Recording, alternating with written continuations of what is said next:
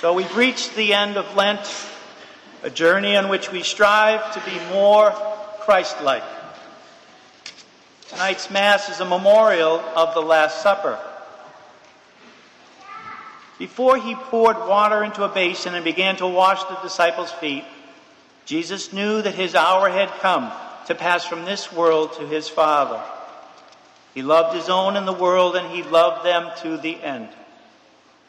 So during supper, fully aware that the Father had put everything into his power, that he had come from the Father and was returning to him, yet he rose from the supper and took his outer garments off and wrapped a towel around his waist. Fully aware that the power from the Father was put into his hands, yet loyal to his mission. Jesus knows he's about to die, yet he remains faithful to the mission. On a bitterly cold day in January of 1982, Air Florida Flight 90 crashed on takeoff in Washington, hitting the 14th Street Bridge before smashing nose first through ice and into the Potomac River. As the mangled steel began to slowly sink, dashing any hope of survivors, one by one, 6 survivors gasped for air as they reached the surface of the icy waters and desperately grabbed hold of the plane's tail. Although they were only 40 yards or so from the shore, they were surrounded by jagged ice. Yet attempting to make rescue, bystanders pulled ladders from utility trucks to stretch across the ice. They tied fan belts and scarves into makeshift ropes and dangled them from the bridge. But as the sun was beginning to set, now 20 minutes or so after the crash, no one had yet been able to reach the 6 survivors, and things looked hopeless.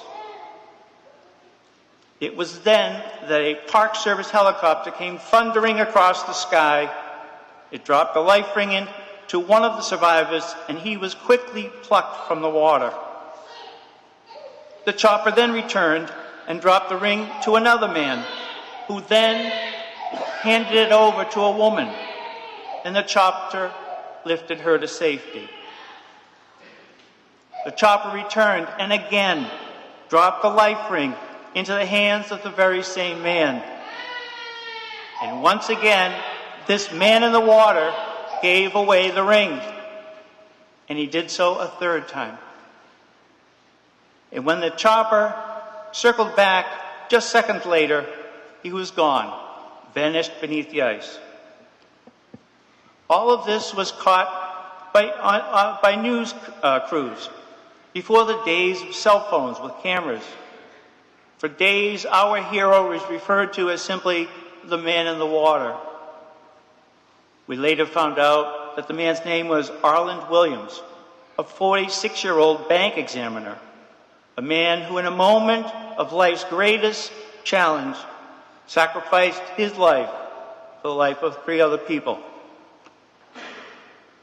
Reporters could not understand this man's unselfish act.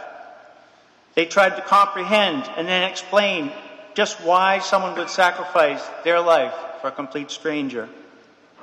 One article even referenced Charles Darwin, who found it quite confusing to rationalize how someone was so ready to sacrifice his life for others, and it didn't fit in his survival of the fittest theory. But we Catholics, we understand. We understand such heroic acts as having their source of virtue and love in Christ Jesus, who set the ultimate example of sacrificial love when he offered his perfect, sinless body for the entire world. Jesus personified divine love in the most supreme way, and our faith teaches us that this potential of divine love is what God has placed in every one of us. It's an essential teaching that separates Christianity from many other religions.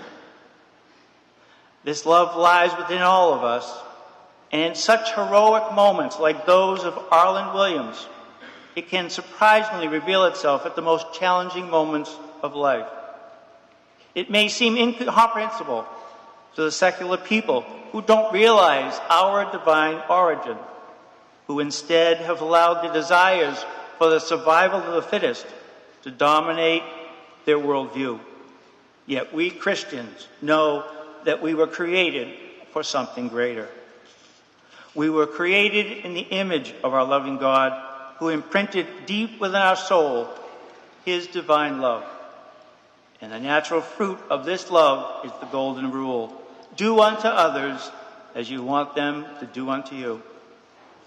Jesus challenged us all, and he reminds us that to live this out to the fullest when we understand no one has greater love than this, to lay down one's life for one's friend. When he held the life ring in his hands each time, Arlen Williams was fully aware that he had the power to save himself, and yet he handed it to a stranger. So as we wrap up Lent in our journey to be more Christ-like, perhaps Arlen's life and hero story will inspire us all to think and to give to our neighbor.